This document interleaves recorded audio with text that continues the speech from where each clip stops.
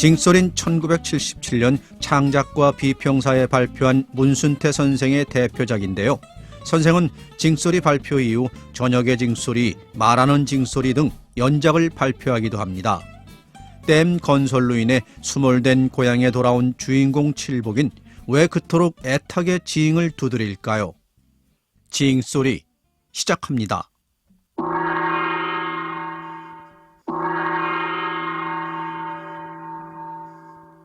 방울제 손칠복이가 고향을 떠난 지 3년 만에 미쳐서 돌아와 징을 두들기며 댐을 막은 뒤부터 낚시꾼을 쫓아댔다. 덩실덩실 춤을 추며 징을 두들기는 칠복이의 모습은 나무탈을 쓴 도깨비 같다고들 했다. 그리고 그가 그렇게 된 것은 고향을 잃은 서러움, 아내를 빼앗긴 원한 때문이라고들 했다. 아무도 기다리는 사람이 없는 고향에 6살 난 딸아이를 업고 불쑥 바람처럼 나타난 그는 물에 잠겨버린 지 3년째가 되는 방울제 뒷동산 각시바위에 댕돌같이 앉아서는 목이 터져라고 마을 사람들의 이름을 하나하나 불러대는가 하면 혼자서 고개를 끄덕거려가며 오순도순 귀신 씨나라 까먹는 소리를 중얼거리다가도 불컥 고개를 쳐들어 하늘을 찔러보고 창자가 등뼈에 달라붙도록 큰 소리로 웃어대고 느닷없이 징을 두들기며 공중공중 도깨비 춤을 추었다. 그런데 이상한 것은 그의 성질이 연병을 앓아 귀머거리가 된 사람처럼 물렁해지고 바보처럼 느물느물해진 거였다. 황소같이 힘이 세고 성깔이 왁살스럽던 그는 도깨비 춤추듯 징을 두들기다가도 방울제 사람들이 쫓아와서 한마디만 질러대도 슬그머니 징체를 감추고 목을 움츠리는 거였다. 덕치라 봉구야! 싸게 갈치뱀이 나락 빼러 가자!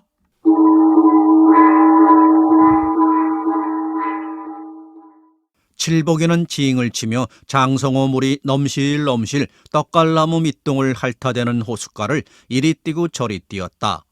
그가 징을 치고 공중거릴 때마다 졸래졸래 아비를 따라다니는 6살 난 그의 딸이 징소리에 맞춰 춤을 추듯 움쩍거렸다.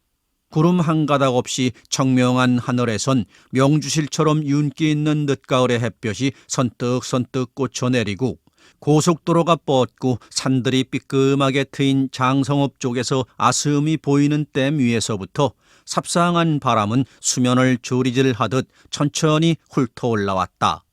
덕칠이 봉구 팔만이 몽땅 퇴졌는겨 살았는겨.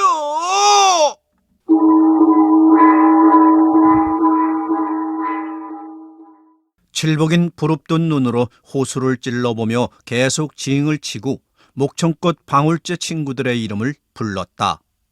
호숫가에 띄엄띄엄 한가하게 낚싯줄을 들이운 얼추 헤아려도 연암은 명이 넘을 것 같은 낚시꾼들은 난데없는 징소리에 벌떡벌떡 일어서서는 우라가 머리끝까지 치민 얼굴로 각시바위 쪽에 칠복일 꼬나보았다. 마치 하늘 어느 한 구석이 무너져 내리는 소리 같기도 하고 수많은 사람들이 떼지어 울부짖는 소리와도 같은 징소린 호수 안통 방울제 골짜기를 샅샅이 죄흔들었다. 야 이봐! 빨리 꺼지지 못해! 앙바트만 체구에 챙이 길쭉한 빨간 운동모자를 삐뚤음하게 눌러 쓴 낚시꾼 하나가 실팍한 돌멩이를 집어들고 무섭게 노려보며 소리를 치자 칠복은 잽싸게 참나무 뒤로 몸을 피하고 잠시 조용해지더니 이내 다시 징체가 부러지도록 힘껏 휘둘러댔다. 그때 징소리는 징징징 우는 것이 아니고 와글와글 사뭇 방울제 골짜기에 너덜공을 호수로 허물어 내리는 듯 싶었다. 전비친 놈이 끝내 회방이여! 낚시꾼들 5명이 당장 칠복일 잡아 물속에 처박을 기세로 각시바위 쪽으로 뛰어 올라갔으나 칠복인 참나무를 끼고 이리저리 피하며 잠시도 징체를 멈추지 않았다. 단숨에 칠복일 붙잡지 못한 낚시꾼들은 화가 치밀어 씩씩거렸고 칠복인 칠복이대로 신이 나서 딸아이마저 팽개친 채 두레패 상쇠 노름하듯 고개까지 까닥거리며 공중공중 뛰었다. 빨간 모자의 낚시꾼이 긴 작대기를 후려치는 바람에 칠복은 헉 외마디 소리와 함께 아기다복솔 위로 고꾸라지고 말았다. 작대기에 허리를 얻어맞고 쓰러진 칠복은 징을 빼앗기지 않으려고 가슴에 꼭 안았다. 칠복이가 고꾸라지자 대여섯 명의 낚시꾼들이 우르르 달려들어 발길로 엉덩이를 걷어차기도 하고 어떤 사람은 그의 품에서 징을 빼앗으려고 했으나 그는 솔가지의 얼굴을 묻고 엉덩이를 하늘로 치켜 올린 채 고슴도치처럼 몸을 도사렸다. 아비를 따라다니며 징소리에 맞춰 깡총거리던 딸아이가 아빠를 부르며 울음을 터뜨리자 그들은 비로소 발길질을 멈추었다. 아이고, 전 미친 사람이니 용서해 줍시오. 그때 호숫가에 가건물을 지어놓고 낚시꾼이나 댐을 구경하러 온 관광객들을 상대로 술이나 매운탕을 끓여 파는 방울제 남자 셋이 허위허위 뛰어올라와서 칠복이를 가로막아서며 사정을 했다. 아는 사람이요? 낚시꾼이 물었다. 예, 한마을 사람이구먼요. 검적검적 점이 많은 얼굴이 발그레하게 술이 오른 삐쩍 마른 봉구는 연방 허리를 굽적거렸다. 이 마을에 사는 사람이란 말이오? 예, 없어졌지라오. 없어지다니 뭐가요? 방울제가 없어졌지라오. 몽땅 물에 잠겨 불었어요. 남은 것이라곤 저 뒷골 감나무뿐인갑네요. 봉구는 황새처럼 목을 길게 뽑아 그들이 서 있는 발뿌리 아래 찰랑찰랑 허리가 물에 잠긴 채 빨갛게 익어가고 있는 접시 감나무를 가리켰다. 그러면 우리가 낚시질 하고 있는 여기가 바로 방울제란 마을이 있었단 말이오? 나이가 지긋하고 턱끝이 도끼날처럼 날카로운 낚시꾼이 흥미가 있다는 말투로 물었다. 그렇구먼요. 우리들 지붕 위에 낚시를 던지신 거나 마찬가지지요. 지붕 위에서 낚시질이라? 빨간 모잔 재밌다는 듯 웃었다. 선생님들, 이 사람은 우리가 데려갈랍니다요. 다시는 여기 못 오게들 하시오. 여기 염려 놓으십시오. 다리 모갱이를 작신 분질러 놓겠으니까요. 방울제 사람들은 왁살스럽게 칠복이의 어깨 쭉지를 잡아 일으켰다. 조금 전까지만 해도 신들린 사람처럼 공중거리며 징을 두들기던 그 기세는 어디로 숨어버렸는지 그는 징을 가슴에 소중하게 두 팔로 꼭 껴안은 채 겁먹은 얼굴로 큰 눈을 디룩거렸다. 미친 사람은 묶어둬야 합니다. 이거 재수없어. 낚시꾼들은 방울제 사람들이 칠복이를 끌고 내려가는 것을 보고 큰 소리로 다짐을 받고 나서 다시 낚시터에 앉았다. 좀 올렸습니까요? 칠복이를 끌고 내려간 줄 알았던 빼빼 마른 봉구가 빨간 모자 옆에 엉거주춤 무릎을 세워 앉으며 물었다. 그는 기왕 예까지 올라온 김에 매운탕 손님 하나라도 미리 잡아둬야겠다는 생각으로 슬그머니 뒤에 처진 거였다. 미친놈이 나타나서 회방을 놓는 바람에 김팍 새버렸어. 엠병 온다고 미쳐갖고 없어져 뿐진 고향엔 끄떡끄떡 돌아올 건 또 뭐유. 고향에 찾아온 걸 보니 미친 사람이 아닌 게로군요. 오락가락 혀유. 봉구는 어룩어룩 때가 묻은 흰 와이셔츠 주머니에 새마을 담배를 꺼내 입에 물고 잠시 고개를 돌려 주막으로 끌려서 내려가는 칠복이의 뒷모습을 보았다. 봉구와 칠복인 방울제 안에서 누구보다도 가까운 친구였다. 그들은 마을이 없어지기 전까지만 해도 방울제에서 앞뒷집에 나란히 처마 맞대고 살면서 너냐 나냐 친동기간처럼 가까웠다. 봉구는 부자였고 칠복이는 가난했지만 봉구는 칠복이 앞에서 조금도 있는 티를 보이지 않았다. 참 미친놈이 또 징을 치고 지랄했으면 어디 낚시질을 하겠소? 아닙니다요. 그런 염려는 붙들어 매십시오. 앞으로는 물가에 얼씬 못하게 할 것인께요. 저놈이 날마다 회방을 치면 낚시꾼들이 안 올 게고 그러면 우린 굶어 죽을 건데 그대로 내버려 두겠어요? 봉구는 입에서 담배를 빼들고 사뭇 흥분한 어조로 다급하게 말했다. 왜 미쳤답니까? 낚시꾼은 그냥 지나가는 말로 물었다. 댐 때문이지라오. 고향을 잃고 도해지로 나갔다가 마누라 꺼진 도둑 맞고 오장이 횟가닥 뒤집혔다고 하더먼요. 마누랄 도둑 맞아요? 빨간 모자는 조금씩 깐닥거리는 찌를 향해 시선을 팽팽하게 던지며 물었다. 가난하고 못난 촌놈마다하고 잘난 도여진 놈하고 배가 맞은 거지요. 어이쿠, 물었네요. 감립은 대놈아니요. 빨간 모자가 아이들 손바닥만한 붕어를 낚아올리자 봉구는 빠른 솜씨로 낚싯줄을 잡아 낚시에서 붕어를 빼 구덕에 넣고 입감까지 끼워주었다. 그래서 미친 게로군.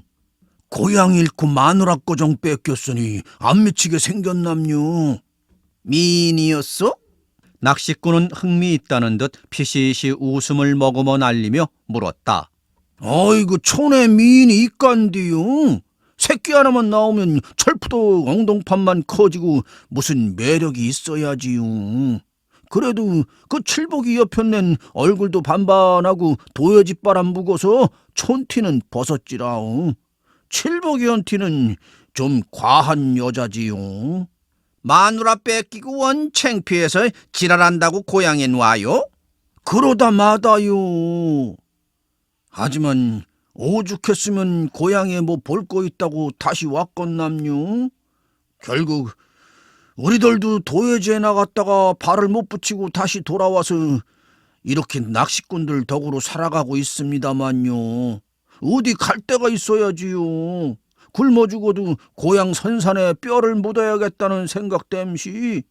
봉구는 푸 한숨 섞인 담배 연기를 길게 내뿜으며 멀고 회한에 가득한 눈으로 산자락 모퉁이 옛날 창평고씨 제각이 있던 펀펀한 곳에 질비하게 늘어선 매운탕집 주막들을 바라보았다.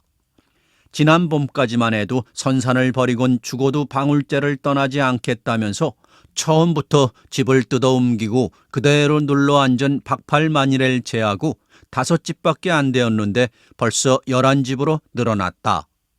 새로 생긴 방울제 매운탕집들 앞으론 아카시아 숲이 희음하게 울타리처럼 둘러쳐져 있고 아카시아 숲 너머론 호남 고속도로와 연결되는 좁장한 신장로가 뻗쳐 들어오고 그 길을 따라 낚시꾼들이 타고 온 자가용 차들이 집둘레 여기저기에 번쩍번쩍 햇빛을 쪼개어 날렸다.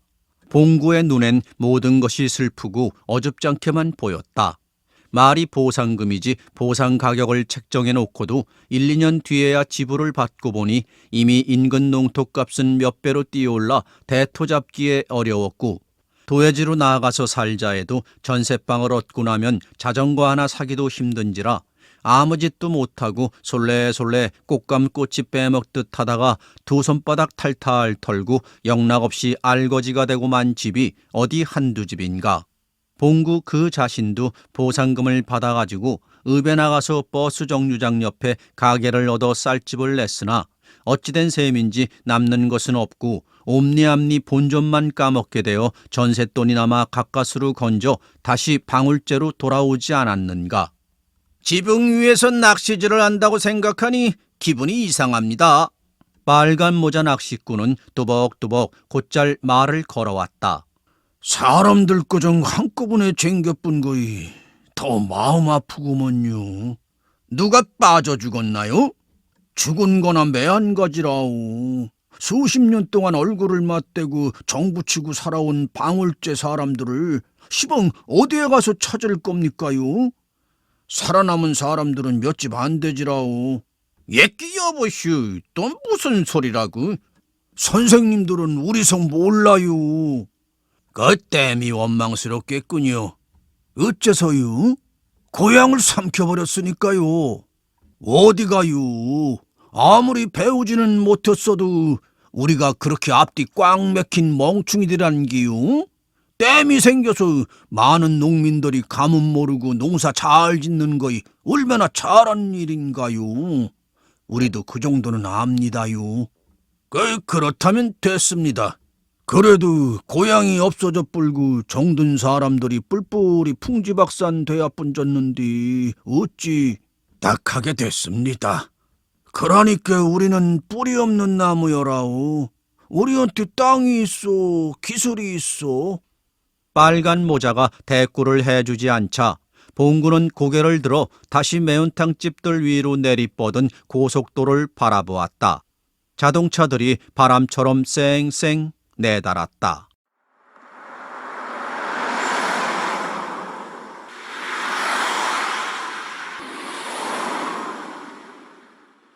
호수 위에 검실검실 어둠이 내렸다. 호수를 한아름 보듬은 산그림자가 칙칙하게 내려앉기 시작하면서 하늘의 구름들이 낮게 흐르더니 바람이 드세지고 수면이 거칠어졌다. 어둠이 두꺼워지고 바람이 거칠어지자 낚시꾼들은 하나둘 돌아가 버렸다. 어둠이 무겁게 쪄누르는 호수엔 휘휘하고 음산한 그림자들이 일렁이는 듯 싶었다. 마치 방울제 사람들의 그림자 같았다. 칠복인 조금 전 빨간 모자 낚시꾼이 앉았던 자리에 무릎을 세우고 두 손바닥으로 턱을 받쳐들고 앉아서 우두커니 수면 위에 우줄거리는 칙칙하고 휘휘한 그림자들을 내려다보고 있었다. 그의 옆에는 딸아이가 두 팔로 아비의 세운 무릎을 껴안고 찰싹 달라붙어 있었다. 호수에서 사각사각 나락배는 소리가 들렸다. 사람들의 두런거리는 말소리도 들렸다. 방울제와 방울제 사람들의 모습이 한눈에 죄 보였다. 금줄을 두른 마을 앞 윗당산의 늙은 팽나무와 방울제에서는 칠복이 혼자만이 들어올린 큰 돌들이 보였고 이영을 입힌 돌담과 판도린의 탱자나무 울타리, 군데군데 말라붙은 쇠똥이 널린 고삿들, 빨간 고추가 널린 초가지붕이며 두껍다리 옆 그의 집도 보였다. 외양간에 매어있는 송아지가 음매하고 우는 소리, 꿀꿀거리는 돼지, 꼬꼬대 꽂고 닭이 알 낳는 소리, 바람 모퉁이 공터에서 아이들이 공치기를 하며 왁자지껄 떠들어대는 시끌시끌한 소리, 고사티 쩡쩡 울리도록 아이들 이름을 부르는 소리, 이 자식 저 자식 죽일 놈 살릴 놈 욕을 퍼부어대며 싸우는 소리들이 귀에 쟁쟁하게 들려왔다. 발그무레하게 꽃이 핀 살구나무 가지들 사이로 활쩍 열린 순덕이네 쌀이문과 살구꽃처럼 환한 순덕이의 탐스런 얼굴도 보였다. 순덕이와 함께 만나곤 했던 상여집 모퉁이 아카시아 숲속에서는 그때처럼 휘휘한 바람소리가 들려왔다. 아빠 추워. 집에 가. 딸아이가 몸을 웅숭거리며 칭얼거리자 그는 무릎을 열어 가랑이 사이에 넣고 꼭 껴안았다. 칠복인 갈 곳이 없었다. 저기 물속에 우리 집 베이자? 칠복인 손으로 가리키며 물었다. 피?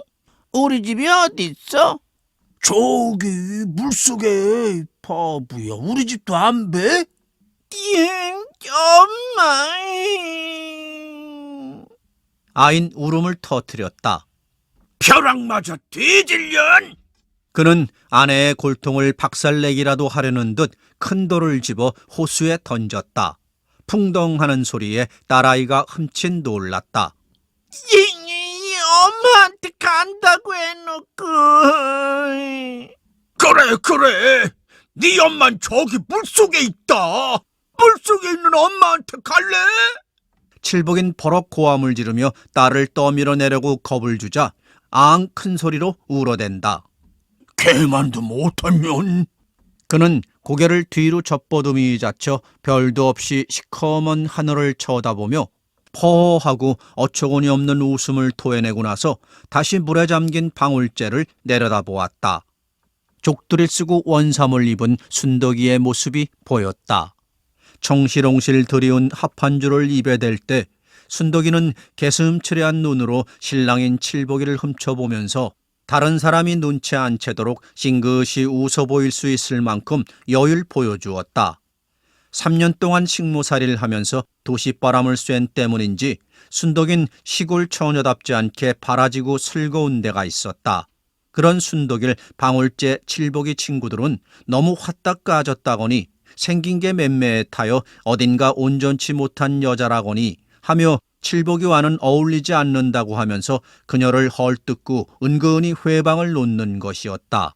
그러나 칠복이 생각은 그렇지가 않았다. 매사에 생각이나 행동거지가 굼뜨고 사리가 분명한 순덕이가 꼭 필요했다. 결혼을 한 지 한 달도 못 되어 순덕인 도회지로 나가서 살자고 하였다. 그 말에 칠복은 섬뜩한 무서움을 느꼈다. 어려서 아버지를 잃고 홀어머니마저 개가를 해버려 외할머니 치맛자락에 가려 눈칫밥을 먹고 자라서 장가를 들 때까지 방울제에서 30리도 못 떨어진 정읍장과 징병 신체 검사할 때 읍에 갔다 온 일 외엔 여지껏 대첩바람을 한 번도 마셔보지 못한 그로선 도회지에 나가 산다는 것은 마치 방울제 개울의 미꾸라지를 목포 앞바다에 넣는 것이나 진배 없는 일인지라 그 말을 들을 땐 가슴이 울렁거리고 눈앞이 캄캄했던 거였다. 전답도 없이 이런 촌구석에서 뭘 바라고 샀거요? 순덕인 입버릇처럼 이렇게 되뇌곤 했었다. 우리도 논밭을 장만하면 될 거 아닌감. 칠복이 생각에 그녀가 한사코 도회지로 나아가 살자고 한 것은 그녀 말 맞다나 전답이 없는 탓이라고 헤아리고 뼈가 으스러지도록 밤낮을 안 가리고 일을 했다. 외가에서 장성하도록 머슴 노릇을 하다시피 해주었는데도 외숙부는 그가 장가들자 겨우 개다리 초가삼간에 방울제 큰아기들이 하룻밤 오줌만 싸질러 대도 새끼내가 넘치고 물난리가 나서 농사를 망친다는 하천부지 자갈론 7 돼지기를 떼어주었을 뿐이었다. 10년 안에 방울제에서 1등 가는 부자가 될 거인께 두고 보더라고이. 칠복인 외양간과 돼지우리를 지어 해마다 베네스를 기르고 힘에 부치도록 고지품을 빌려 결혼한 지 3년 만에 문서 없는 하천부지 자갈론 서마지기를 사들였다. 그대로만 간다면 그의 장담대로 10년 안으로 방울제 1등 부자는 안 되어도 남부럽지 않을 만큼 포실하게 전답을 마련할 것이 분명했다. 그러던 차에 방울제의 댐을 막아 전답이 몽땅 물에 잠기게 된다는 것을 안 칠복은 제정신이 아니었다. 사람 하나쯤 죽인다 해도 가슴을 꽉 메운 불덩이 같은 응어리가 없어질 것 같지가 않았다. 그런 게 뭐이라고 합디요? 우린 방울제에서 살 팔자가 못 되는 거 아니요. 끙끙 대쌌지만 말고 얼른 도회지로 나갑시다. 칠복이의 매지매지 오장육부가 뭉클하게 녹아내리는 속마음을 알 턱이 없는 순덕인 얼씨구나 싶은 얼굴로 엉덩이를 들썩거렸다. 홧김에 서방질한다고 칠복인 문서 없는 전답에 대해서는 보상 한 푼 못 받은 채 광주로 옮겨가 임업시험장 옆 산동네 꼭대기에 쥐구멍만한 사글새빵을 얻어들었다. 낯짝이 좋은 아낸 방울제를 떠나온 날부터 신바람 나게 싸댔쌌더니 사흘 만엔가 큰 식당 주방에서 일을 하게 되었으며 날마다 새벽같이 집을 나가서는 통금 시간이 다 되어서야 돌아오곤 했다. 칠복이 밤낮 구석방에서 딸아이와 노닥거릴 수만도 없기에 일자리를 찾아다녀 보았지만 찾아가는 곳마다 무슨 기술이 있느냐는 물음이었다. 그때마다 그는 농사짓는 기술뿐이라고 부끄럼 없이 대답해주곤 했다. 칠복이의 부끄럼 없는 대답에 그들은 기분 나쁘게 킬킬거리고 웃어댔다.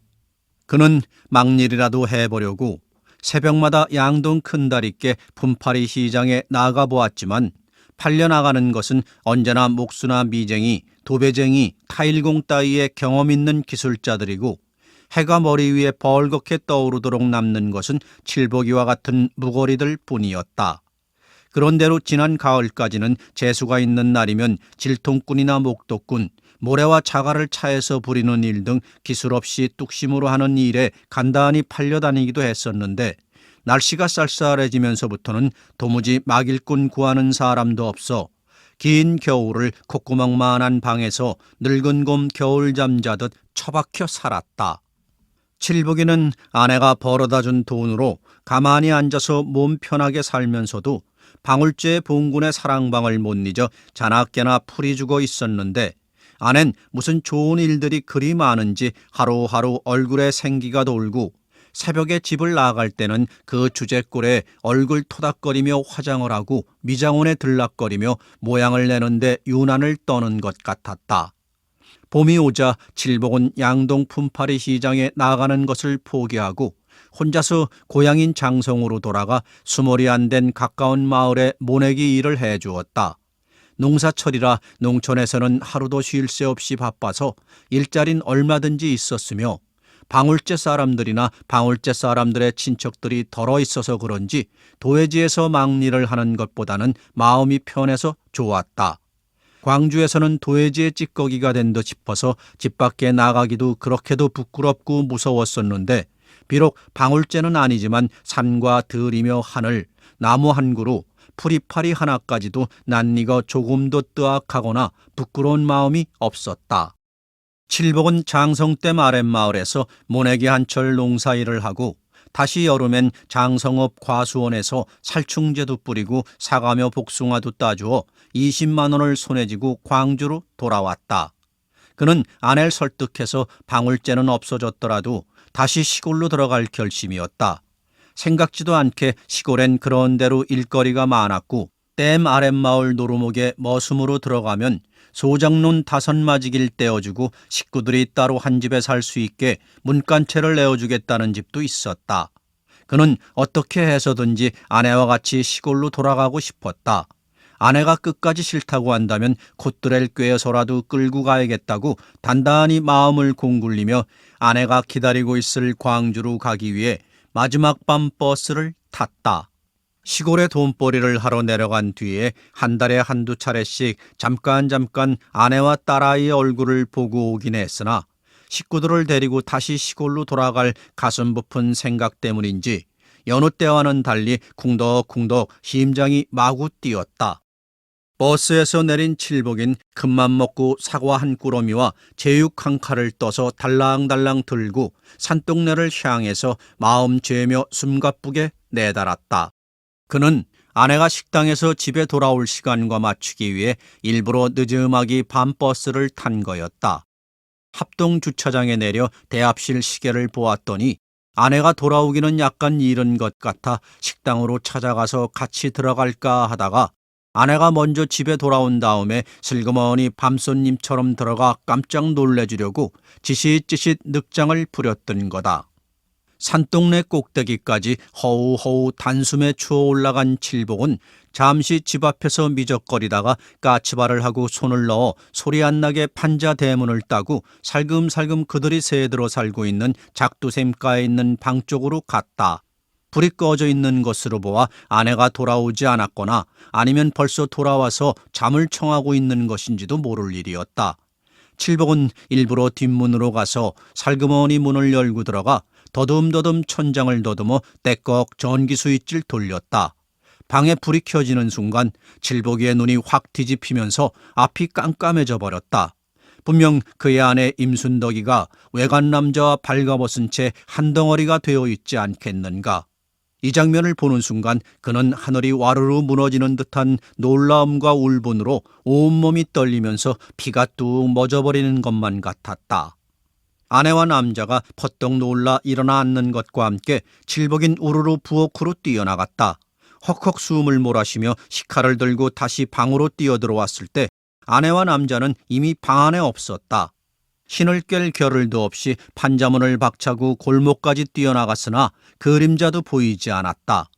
그날 밤 칠복이는 눈이 뒤집혀 식칼을 들고 거리를 헤매고 돌아다니다가 경찰에 붙들려 경찰서에서 하룻밤 신세를 지기까지 했는데 보호실에 갇힌 그는 이미 정신이 온전하지가 못해 더럭더럭 고함을 지르고 길길이 뛰었다. 다음 날 산동네에 돌아와 보니 딸아이 혼자 집 밖에서 두 발을 뻗고 얼굴에 흙범벅이 된 채 목이 쉬도록 울고 있었다. 그날부터 칠복이는 딸아이를 등에 업고 아내를 찾아 나섰다. 식당에 가보았지만 그날 밤 이후로 나타나지 않는다는 거였다. 같이 도망친 남자가 누구인가도 알 길이 없었다. 아내를 찾다가 지친 그는 이제라도 돌아와 주기만 한다면 용서해 줄 생각이었다. 아내가 그렇게 된 것은 모두 칠복이 자기 탓으로 치부할 수밖에 없었다. 자기가 못났기 때문에 아내가 식당에 나가게 된 것부터가 잘못이 아니겠는가 싶었다. 아내를 찾느라고 시골에서 벌어온 돈마저 까먹어버리고 얼마 안 남은 산동네 사글세 방값마저 찾아 쓴 칠복은 방울제에서 나올 때 나눠 가진 군물인 징 하나만을 들고 거렁뱅이 신세가 되어 떠돌아다녔다. 칠복은 거렁뱅이 신세가 되어 떠돌음하면서도 방울제에서 가지고 나온 징을 마치 그의 딸아이만큼이나 애지중지하였으며 밤에 잠을 잘 때에는 꼭 그 징을 베고 잤다. 그런데 그가 징을 베고 잘 때마다 이상하게 그 징에선 마치 방울제 할미산 너덜공이 와르르 허물어지는 것 같은 소리가 귓속이 먹먹하게 들려오기도 하고, 또 어찌 들으면 방울제 사람들이 한 사람 한 사람 우는 소리가 아슴하게 흐느껴 오곤 했다. 그때마다 방울제 살던 시절이 눈에 선하게 떠올랐다. 칠복인 징에서 고향 사람들이 그를 오라고 부르는 소리를 들었다. 그 소리를 들은 뒤 딸아이를 업고 꼬박 칼을 걸어 방울제에 닿았다. 아빠, 배고파. 잠이 든 줄로만 알았던 딸아이가 부스럭부스럭 상반신을 출석거리며 칭얼거리기 시작했다. 천벌을 받으련. 칠복인 다시 돌멩이를 집어 호수에 던지며 욕을 퍼부어댔다. 아빠, 배고파. 그려 마을로 내려가자. 칠복인 딸을 업고 일어서며 별 없는 하늘을 쳐다보았다. 이따금씩 빗방울이 얼굴에 떨어졌으나 그때마다 그의 정신은 더 맑아졌고, 정신이 맑아질수록 고향과 아내를 잃어버린 큰 슬픔이 목울대에 꽉 차올랐다. 우리 집으로 가. 우리 집? 물속에 있는 집으로?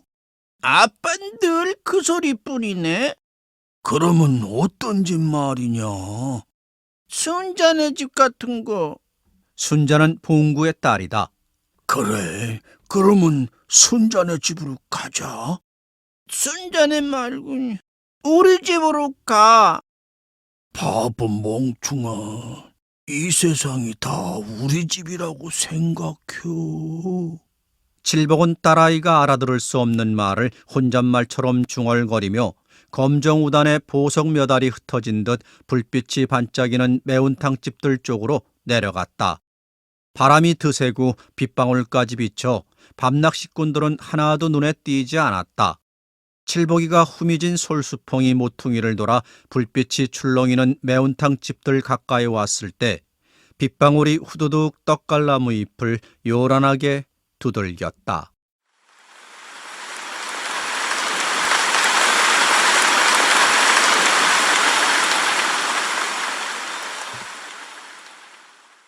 봉군의 집에는 매운탕집을 하는 방울제 사람들이 모두 모였다. 그들은 장사가 안 되는 날이면 옛날 방울제 윗당산 머리 봉군의 사랑방에 모여 놀던 버릇대로 밤만 되면 찾아왔다. 하나 이날 밤 모임은 좀 달랐다. 이날 밤엔 칠복이 문제로 모인 것이었다. 당장 쫓아버려야 혀. 옛정도 좋지만 살고 봐야 할 것이 아닌감. 올봄에 혼기가 다 찬 두 딸과 중풍에 걸려 기동을 못하는 병든 아내를 끌고 방울제로 다시 돌아온 회갑줄에 앉은 강촌 영감이 아까부터 와락와락 성깔을 부려가며 큰소리였다. 아이고, 차마 어찌 그럼 쫓아낼 거요. 봉구였다. 옛날에 위아랫집에서 처마 맞대고 살아온 정 때문에 강촌 영감의 의견에 찬성을 하지 못했다. 봉구 말도 일리가 있지. 고향에 찾아온 사람을 어떻게 쫓아낼 거요. 덕칠이도 칠복이와 가깝게 지내왔던 터라 쫓아내자는 데에는 어딘가 마음이 꺼림했다. 아이가 이런 제정신 갖고 먹고 살겠다고 한담 사이 어떤 무지막지한 놈이 고향 찾아온 사람을 쫓아내자고 하겠어. 그렇구만이. 옴짝달짝 못하게 묶어놓으면 어쩌겠어? 덕칠이었다. 그는 봉구의 눈치를 살피며 말했다. 묶어놓으면 징을 치고 지랄 연병은 안 할 거 아닌고. 에이, 그 자석이 말정을 때는 암시랑 안 오다가도 날씨만 꾸물러 걸러치면 고발광이니. 그랑 게 미쳤제. 오늘 낮에도 나한테 찾아와서는 옆편네 찾으러 가겠다면서 이 새끼를 좀 맡아달라고 하더만. 그럴 땐 제정신이 든겨. 좌우당간에 낚시터에서 미친놈이 징치고 회방친다는 소문이 나면 낚시꾼이 얼씬도 안 할 거고, 그렇게 됨상 우린 굶어 죽는 거 아닌가? 강촌 영감은 칠복이를 쫓아내자는 의견을 조금도 꺾지 않았다. 그놈의 징을 뺏어서 물속에 던져버릴까? 에이, 그러다 살인나게. 아무도 칠복이에게서 징을 빼앗지는 못했다. 며칠 전에도 그가 낚시꾼들 사이를 된소 날뛰듯 하며 징을 두들기고 소리소리 질러 방울제 사람들이 몰려가서 징을 빼앗아 감춰버렸었는데 그때 칠복인 눈을 허옇게 까디집고 쇠스랑을 휘두르며 징을 내놓지 않으면 찍어 죽이겠다고 어찌나 무섭게 으르는 바람에 슬그머니 두엄짜리 속에 감춰둔 것을 꺼내주지 않았던가. 에이그 병신 같은 놈. 제 여편네 단속을 그렇게 잘했더라면 뺏기지 않았을 것이만. 봉구는 램프불 주위에 새카맣게 달라붙은 벌레들을 멀뚱히 바라보며 한숨 섞인 목소리로 걱정이 되어 한마디 뱉는다. 오늘 밤에 당장 쫓아내려. 강촌 영감이 벌떡 일어서며 큰 소리로 내질렀다. 에이그 쫓아낸다고 갈놈이요? 안 가겠다고 버티면 어쩔 거요?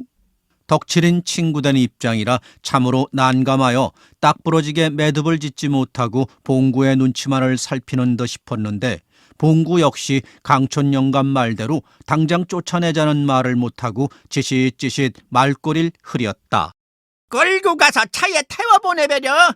안 가겠다면 꽁꽁 묶어서 버스에 태우면 될 거 아니라고. 강촌 영감의 말에 모두들 아무 대꾸도 하지 못했다. 조금 있으면 잠자리 찾아올 테니까 그때 인정사정 볼 것 없이 쫓아버리는 거요. 이때 칠복이가 아이를 등에 업고 고개를 길숨하게 빼내밀어 봉군의 술청 안으로 들어섰다. 그들 부녀는 비를 맞아 머리카락이 능수버들처럼 휘지근하게 젖어 있었다. 다들 여기 있었구만. 그러고 보니 옛날 봉군의 사랑방 친구들은 다 모였네 그려? 칠복인 아이를 평상에 내려놓고 손으로 머리에 빗방울을 훔쳐 뿌리며 반가운 얼굴로 도릿도릿 주위 사람들을 살폈다. 모두들 아무 말도 없이 칠복이만을 물끄러미 쳐다보았다. 어이 봉구, 우리 딸내미 식은 밥 한 덩이 주소. 뱃속에 왕거지가 들어앉았는지 쥐 창시만한 곳이 밤낮 처먹어도 배가 고프다고 지랄이니. 칠복인 바보처럼 벌름벌름 이를 드러내놓고 웃으며 스스럼 없이 봉구에게 한마디 던지고는 평상 모서리에 철부덕 걸터 앉아 소매자락으로 촉촉하게 젖은 머리털을 닦고 문질렀다. 칠복인 나 좀 보세. 강촌 영감이 시비투로 가시 걸린 목소리로 칠복일 불렀다. 칠복인 버릇대로 벌쭉 웃으며 강촌 영감 쪽으로 얼굴을 돌렸고 봉구와 덕칠인 강촌 영감의 입에서 무슨 말이 나올 것이란 것을 뻔히 알고 있는 터라 고개를 돌려 외면하려고 하였다. 저 불렀어요? 자네 말씨, 우리가 이러고라도 묵고 사는 거이 배가 아픈가? 제 영감님. 봉구가 강촌 영감의 옆구리를 찔벅거리며 심한 말을 막으려고 했다. 그 사이 까무잡잡한 얼굴에 광대뼈가 유난히 툭 붉어진 봉구 아내가 결코 달갑지 않은 얼굴로 칠복이 부녀의 상을 내왔는데 그래도 밥그릇이 무춤하고 반찬도 자기네 식구들 먹는 그대로였다. 칠복이 자넨 정신이 멀쩡할 때는 방울제 사람이 영락 없는디 정신이 나가면 꼭 옛날 우리 마을에 불두더지 들이댄 공사판 사람 같단께로. 강촌 영감의 말에 칠복인 왕방울 눈을 꿈뻑거릴 뿐이었다. 어차피 고향이 없어졌는데 고향 사람이라고 있겠는가?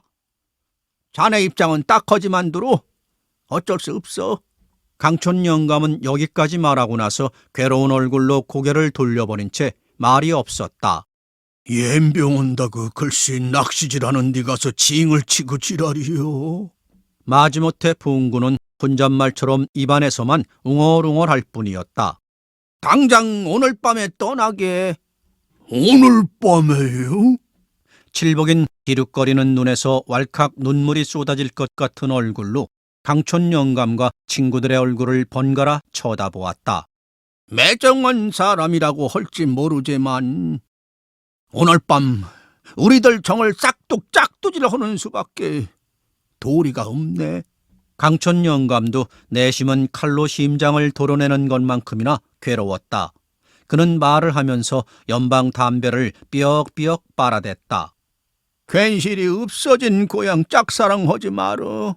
고향이고 여편네고 잊어쁠 건 냉큼 잊어뿌려야 살기가 쉬워. 강촌 영감님 부탁입니다요. 제발 쫓아내지만 마소요. 다시는 회방치지 않겠구먼요. 이렇게 빌게요.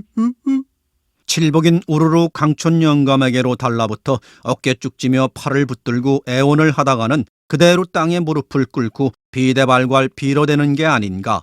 이 모습을 본 봉구와 덕칠이 강촌 영감까지도 목을 때 모닥불이 타오르면서 눈시울이 시큰시큰했다. 안 가겠다면 덕성머리를 혀서라도 내쫓을 거요. 강촌 영감은 담배 연기를 허공에 토해내며 결연히 말했다. 봉구, 덕칠이, 팔만이 날 내쫓지 마로. 고향에서 내쫓기면 어디로 갈 것인감? 이보게들 내 사정 좀 봐줘. 칠복인 무릎을 꿇은 채 친구들의 아랫도리를 두 팔로 덥석덥석 껴안으며 통사정을 해보았으나 그들 방울제 친구들은 도시 말이 없었다. 칠복인 소리내 울고 싶었으나 이를 웅둥물고 참아냈다.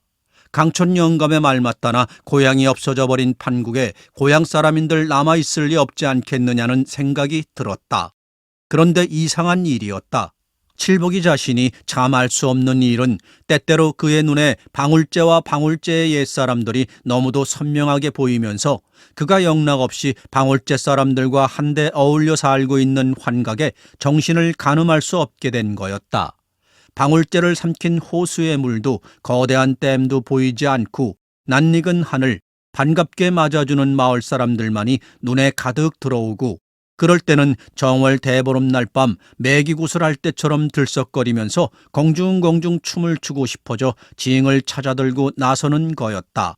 그러다가 온몸이 흠뻑 땀에 젖은 채 정신을 차리고 보면 방울제와 낯익은 사람들은 온데간데 없고 호수의 물만이 그를 삼킬 듯 넘실거리고 댐은 더욱 하늘답게 높아지는 듯 싶었다.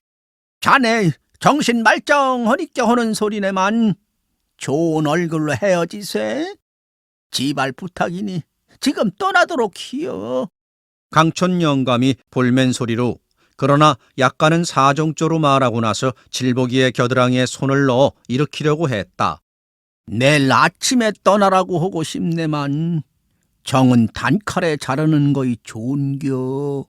칠복은 아일 없고 천천히 일어서서 희끄무레한 램프 불빛에 비쳐 보이는 침울하게 가라앉은 마을 사람들의 얼굴들을 하나하나 가슴속 깊이 깊이 새기며 찬찬히 뜯어보았다.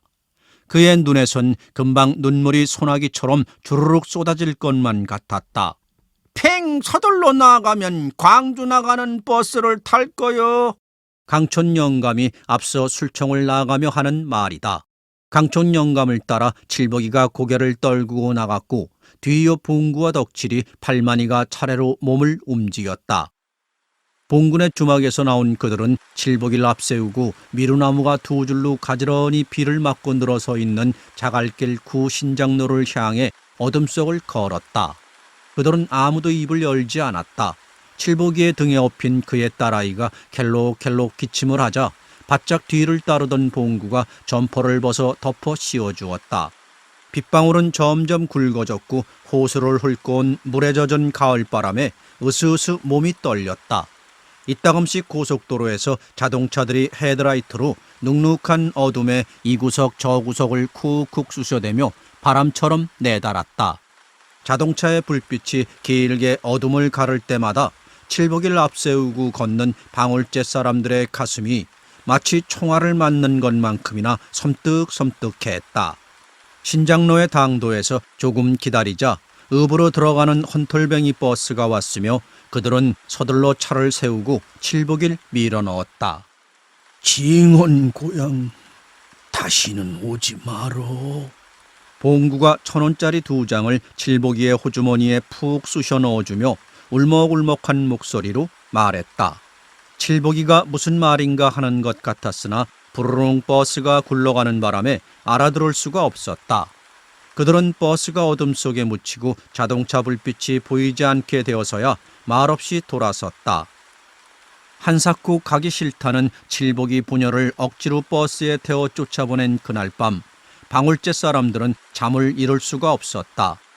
후두둑 후두둑 빗방울이 굵어지고 땅껍질 벗겨가는 소리가 드세어질 무렵 봉구는 잠결에 어슴푸레하게 들려오는 징소리에 퍼뜩 놀라 일어나 앉았다. 큰 황소 울음처럼 사납고도 구슬프게 들려왔기 때문에 잠시도 눈을 붙일 수가 없었다. 어쩌면 바람소리와도 같은 그 징소린 바로 뒤란의 아카시아 숲계에서 가깝게 들린 것 같다가도 다시 댐 쪽으로 아슴풀에 멀어져 가곤 했다. 바람소리인지 징소리인지.